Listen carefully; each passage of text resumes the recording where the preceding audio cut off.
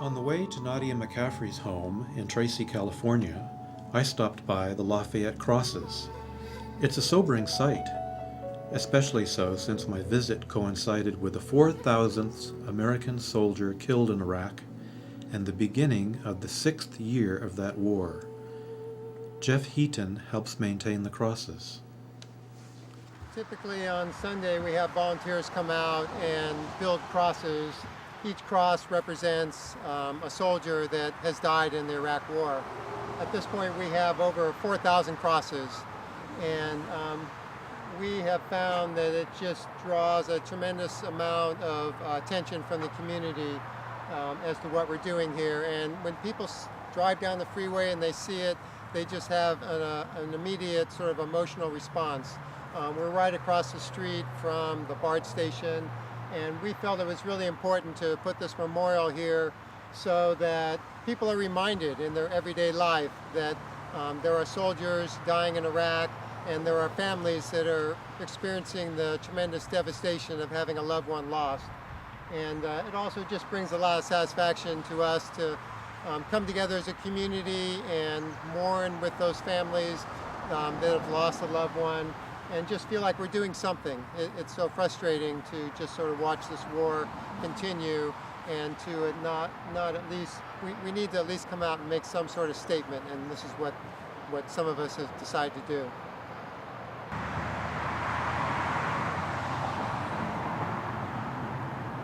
When the number of soldiers that had died got to the number 4,000, I decided to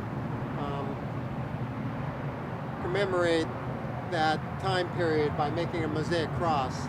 And around that same time, it started to come out in the press that a lot of soldiers had committed suicide who had come back from Iraq, a lot of the veterans, far above the normal proportional level of soldiers who would have committed suicide without having to gone to war and suffered from post-traumatic stress. So we've decided to start building mosaic crosses out of glass and concrete to remember those soldiers. The 4,000 number isn't reflective of that additional number, which some people estimate is another 3,000 or 4,000 at this point. Nadia, thank you so much for inviting me to your home. Thank you, Mel. It's a pleasure to have you. Now, Nadia, you've made a video, Journey to Peace. Could you tell us what motivated you to make this DVD, and what motivated you to go to Jordan? Yes, the idea came from Mark Manning, a filmmaker, and he came here to the house to do another documentary. And he was kind of surprised that I wanted to go to Iraq. And he asked me why, and I just said, I need to see where my son was killed. And I need to be there. I mean, it was kind of a sacred journey for me to do. But at the same time, I wanted to meet with Iraqi mothers who also, had some loss of children or sometimes the whole family. And I was hoping to be able to not just talk to them, but to share their pain, basically, and try to understand them, to bring a face to both sides of the fence, if you like. And because I didn't see them as the other side of the fence, in my mind, in my heart, to me, they are mothers. And basically, this is where I stand. The war is another thing. The humanitarian part is what touches me. And I needed to know if there was something that we could do, not just to be helping each other by understanding each other, but also to inspire other people to just talk about faraway land without having any idea of people, costumes, who they really are, especially mothers and children. I thought this was a good way to open up this window. Okay, let's see the video you came up with, Journey to Peace. And here it is.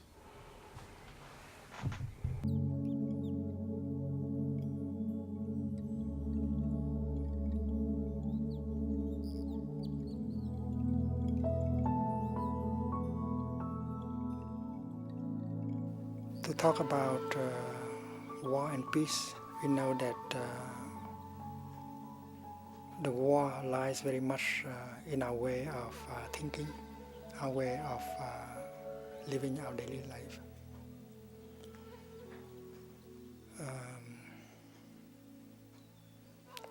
When we are not capable of communicating with each other, a lot of misunderstanding and wrong perceptions are created in us. And wrong perceptions are the ground for all kind of fear, hate, violence.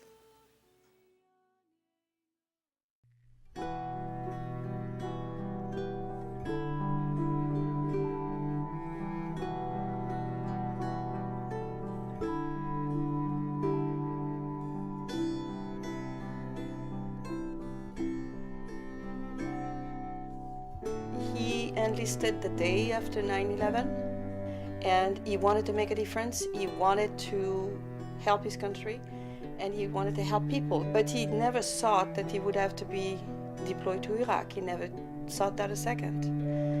He and I were talking, and he said, "Mom, the day I signed this piece of paper, I took a commitment.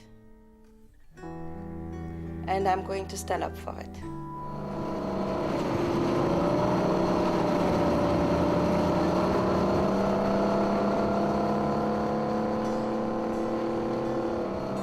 This first-time mission shot all his illusions, his beliefs, everything just kind of crashed around him. And his voice was so heavy on the phone. And he said, "Mom, I really don't know why we're here. Those people hate us, plain hate us." People would actually throw things at the car. The fists were shown, insults were said. I mean, it just was a nightmare for him.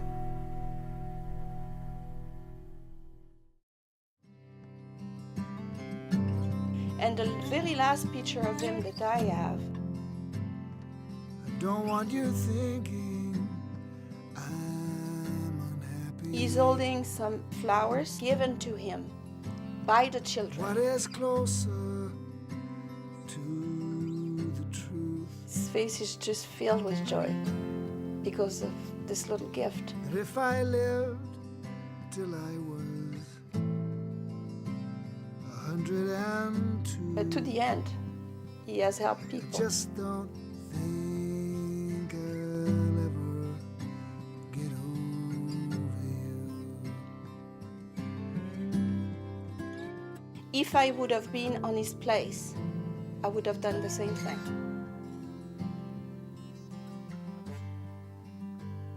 I would have gladly given my life for him, but I also would gladly give my life for my country. But not for nothing.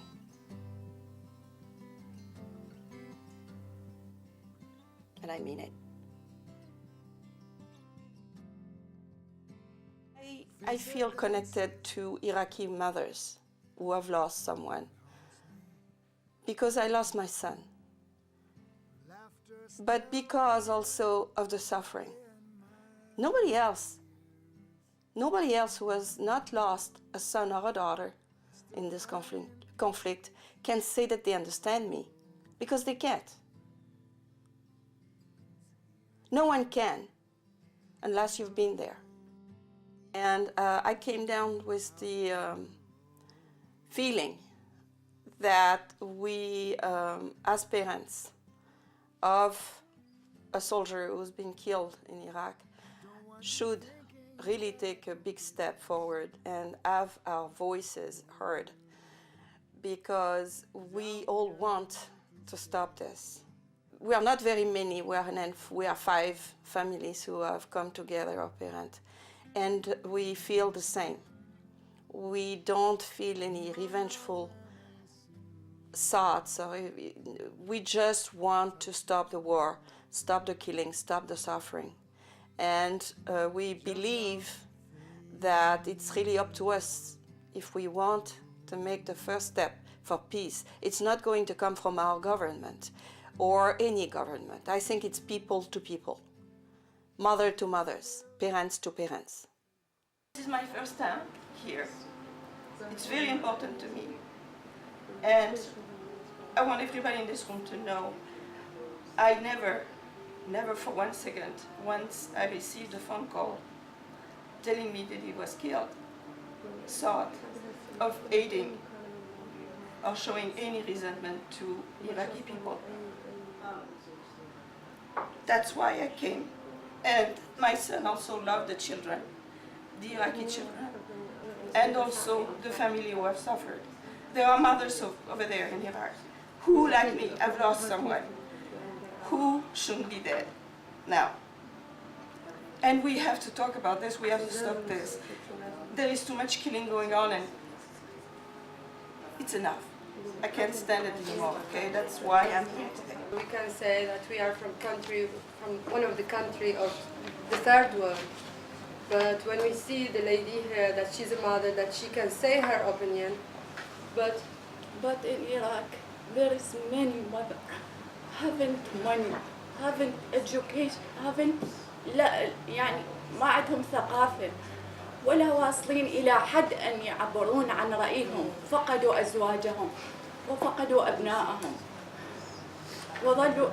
وبقوا بدون أي شيء. We have a lot of Iraqis ladies that they lost their husband, they lost their brother or sons, or who they don't have any education. They are very simple people. They cannot even say their opinions. The Americans who crossed the seas and the ocean and came to our country, invade our country. It's not us who went to the United States. We love the peace, and for the Americans, like you know, they lost 2 high buildings in New York, and they did what they did in the whole world. They invaded so many countries.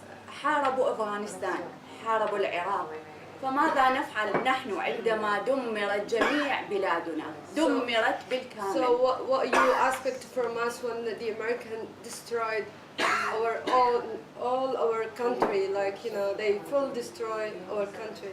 We feel sorry about your son, but also like you know, I hope that and I wish if I can take you over there to show you how many mothers that they lost their sons by killing by the American, by disappearing in Abu Ghraib, and everybody know that what is that mean, the scandal of Abu Ghraib for us.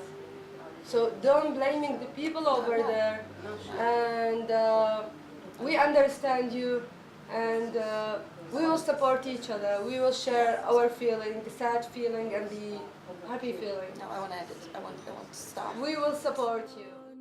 I can give you many stories. For example, I give you one story and you can imagine what's going on. In Al-Qa'im last April and also in Fallujah and Al-Azamiyah. But I'll tell this story in Al-Qa'im. There was a woman, a pregnant woman, she is in her 7th month. So this poor lady, woman, in Iraq, in the western part of Iraq, they put the toilet outside the house. So there are 2 or 3 meters between the toilet and the house. So she was leaving the toilet, entering inside her house. She was not outside, inside her house. And there was a soldier in the opposite building, and he saw her and he shot her. I don't know why this soldier decided to shoot this pregnant woman who is inside her house. She was shot at 3 p.m. And I saw her house, I saw the bullets on the walls, I saw her blood on the walls. And she did not die immediately. Her children and her husband dragged her inside the house. And she was bleeding from 3 p.m. until next day 11 a.m. when she died. Actually, the director of the hospital did send an ambulance, but it was shot by the Americans again.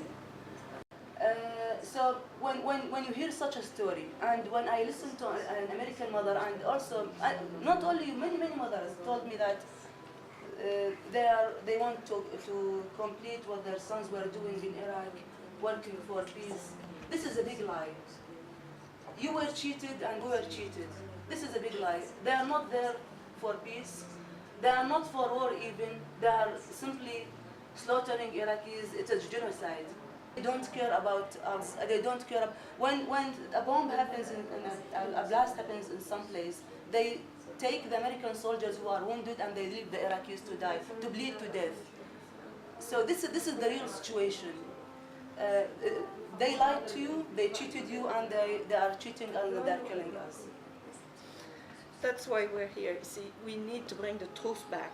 Not to, like I said, the government. I don't trust the government. I don't believe in government anymore. That's it.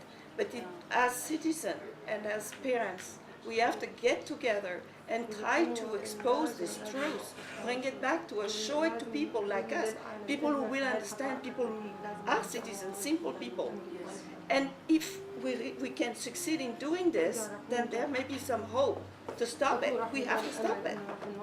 That's what I believe, that's what I want to do.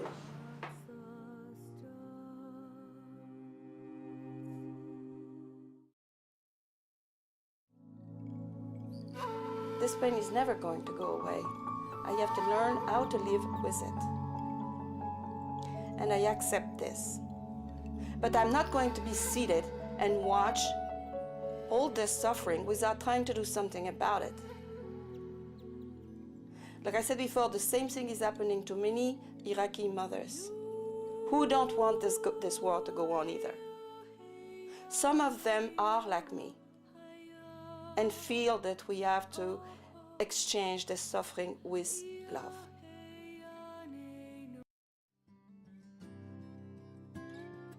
I found myself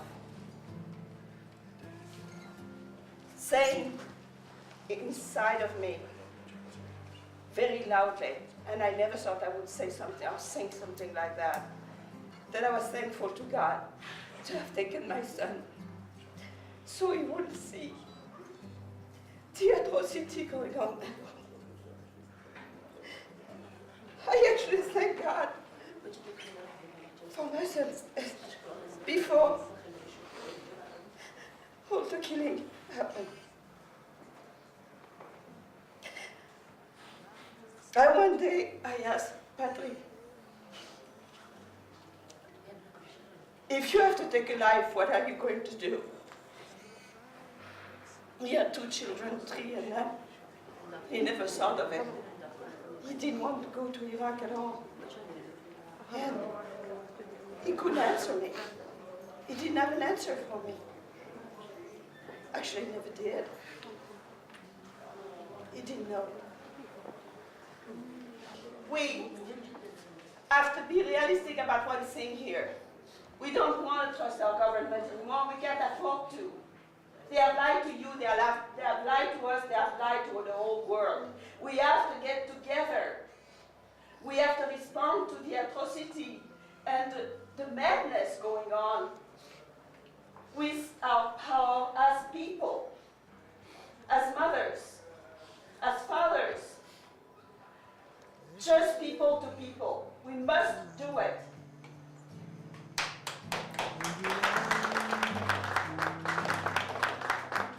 Just don't think I'll ever get over you.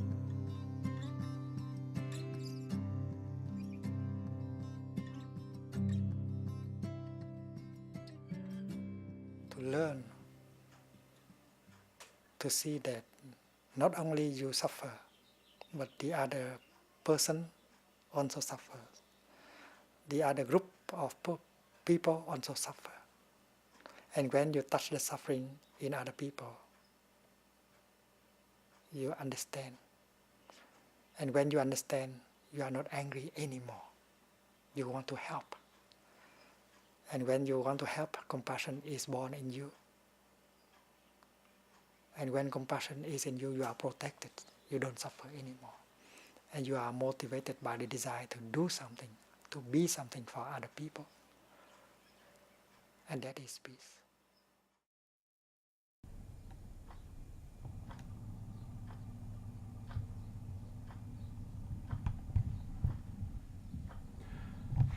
Nadia, that was a very powerful documentary, Journey to Peace. How did making this documentary change you? The documentary changed me, not really the documentary itself, but the people that I have met. doing the trip from New York to Jordan, we start to meet people, interesting people in a plane. And once we arrive in Jordan, my goal was really to meet with Iraqi mothers. And this was personal. I don't know if other people felt the same way, but that's what I wanted to do. I wanted to be able to contact and exchange stories, my stories with their story, and trying to understand why this was happening, why so much loss, why so much pain, and maybe to create a bridge of peace to work between mothers from different countries. Actually, the mission is not just Iraq, it's global. Peace is global, needs to be. And what activities are you doing now as a result? I never forgot the people that I've met in Iraq. It's a matter of fact, some people travel specially to the US to meet with me afterward. The work I'm doing now is still based forgiveness, compassion, understanding. And I felt about a year ago that I became sort of helpless. This war was going on, and there was nothing much that I could do beside what I already have done to stop it. I can't stop a war by myself. And I felt frustrated. So that's when I turned to help the soldier, the veterans coming back from the war. I realized how much stress and suffering there was, and misunderstanding, misconception. So from the mothers to the children of Iraq, I'm helping the soldier, yes. So you've come up with an idea for a veterans village. Can you tell us how this idea has evolved? From just a plain idea that came up with Steve, actually, in 2006. Steve Edward is a veteran. He used to be a friend of Patrick, and they actually were very close. And when Steve came back, he realized he wanted to come home and take care of his family. This was the major thing he wanted to do. But instead, he realized the first time he attempted to go out and just do some shopping, a very simple thing to do normally, he realized that he was not able to do it, to function properly, to do it. He had a breakdown. And another one. And then one day he called me in the middle of the night and he was terrified to hurt his family. He couldn't control his anger, didn't understand what happened to him, and he locked himself in his bedroom and called me. So I kept him on the phone for a long time, and until I felt it was safe to let go. And after he hung up, I immediately contacted people in Los Angeles and everywhere I could, actually, to find a solution for him. I know it could not wait. It could have turned into a tragedy very fast. So we decided to put some money together and send him to Oregon the next morning into a retreat that was run by a Buddhist monk. And this Buddhist monk is also a Vietnam vet. His name is Claude Ancient Thomas. Claude Ancient Thomas himself suffered from PTSD, understands it very well, has also worked with Thich Nhat Hanh. So now he has devoted his life working with veterans. And the nature, the quiet, the peacefulness of the environment at that retreat did it for Steve, made him understand himself and realize what he needed. So when he got back, he told me immediately, Nadia, we need to get something quiet and peaceful like this. It works. So immediately the idea of having a farm and creating a farm for veterans came to me, and I actually talk about it on national television. And this is where we are now. We don't have the farm yet, but we have multiple chapters. We have one functioning in North Carolina. We have a woman in Florida who also has lost her son in Iraq, by the way, who wants to create a chapter to help veterans. We have 7 houses that are donated in New York State to also turn into a center for veterans. And we have Guerneville, the infamous Guerneville, who, the building was given to us to use by a veteran. And suddenly, the 5 people in the neighborhood have decided that they didn't want us in their backyard. Why didn't they want you there? Well, hypocrisy, they just want to pretend that they help out veterans, but they actually, 2 of them are sitting in different boards who are supposedly helping veterans. But it's okay, but not in my backyard. What are some of the symptoms of PTSD that veterans are suffering from? PTSD, it's a trauma. The reaction, PTSD is the reaction from a trauma. You could have PTSD for a car accident, or I could also have that. But we're talking here about combat PTSD, which is another layer of trauma. And people, the funny thing is we don't know a whole lot about it, but we have examples that could immediately flare, which means a soldier would return and a week later he may have a breakdown. On the other hand, you have people like Mote who have been back for a couple of years, never show any symptoms of having PTSD, and hopefully will not. But still, after 2 or 3 years, some people will show and have a breakdown, will show some to be impacted somewhere.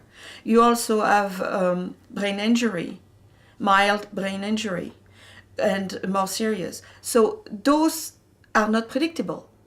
They are not visible, and there is no way to see how people are going to react. Mm-hmm. But that's why I keep, mentioning, if this war is really happening now, we are responsible of it. We are responsible for this war, wanting it or not. I mean, that's the way things are.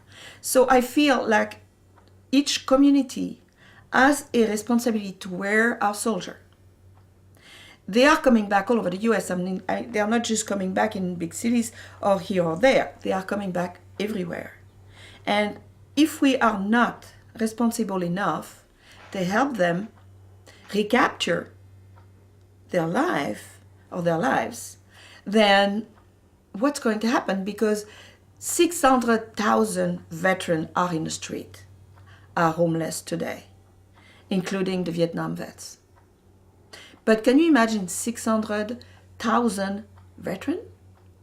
And it's only a number. I'm sure it's way lower than it's really, than the reality is. We can't let this go on. Now, 60% of the new soldiers, men and women, have families and children. If we cannot support them, again, to regain their responsibility in their lives, what's going to happen to those children? So we need to think about this very seriously.